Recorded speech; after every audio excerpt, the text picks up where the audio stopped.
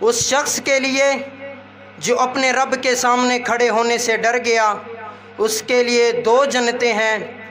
صحیح بخاری میں حدیث موجود ہے کہ ایک آدمی ساری عمر ظلم اور زیادتی اور گناہ کرتا رہا، جب وہ مرنے لگا تو اس نے اپنے بیٹوں کو پاس بلایا اور کہنے لگا جب میں فوت ہو جاؤں تو میری لاش کو دفنانا نہیں، میری لاش کو جلا کر راکھ بنا کر آدھی ہواؤں کے سپرد کر دینا اور آدھی دریاؤں سمندروں میں بہا دینا۔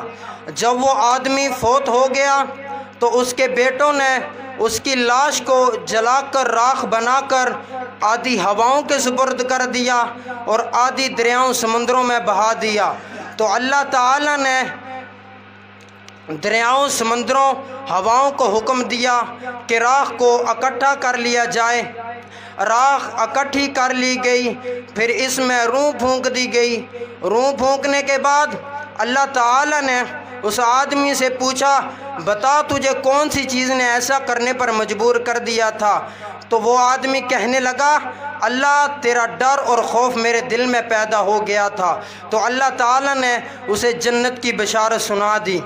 دوسرے مقام پر اللہ تعالیٰ نے فرمایا یا ایھا الذین آمنوا قوا انفسکم واہلیکم نارا، اے ایمان والو تم خود اور اپنے گھر والوں کو اس آگ سے بچا لو۔ ایک دن اللہ کے نبی اس آیت کی تلاوت فرما رہے تھے کہ ایک کافر آدمی اللہ کے نبی کی یہ تلاوت سن رہا ہوتا ہے، وہ سنتے سنتے بے ہوش ہو کر زمین پر گر جاتا ہے۔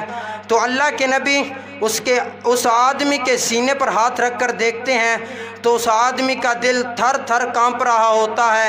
تو اللہ کے نبی اس آدمی کو کہتے ہیں اے آدمی کلمہ پڑھ لے۔ اس آدمی نے کلمہ پڑھ لیا تو اللہ کے نبی نے اسے جنت کی بشارت سنا دی۔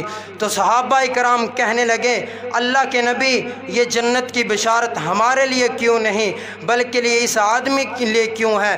تو اللہ کے نبی کہنے لگے کیا تم نے یہ آیت نہیں سنی ذالک لمن خاف مقامی وخاف وعید، اس شخص کے لیے جو اپنے رب کے سامنے کھڑے ہونے سے ڈر گیا اور عذاب حشر سے ڈرتا رہا۔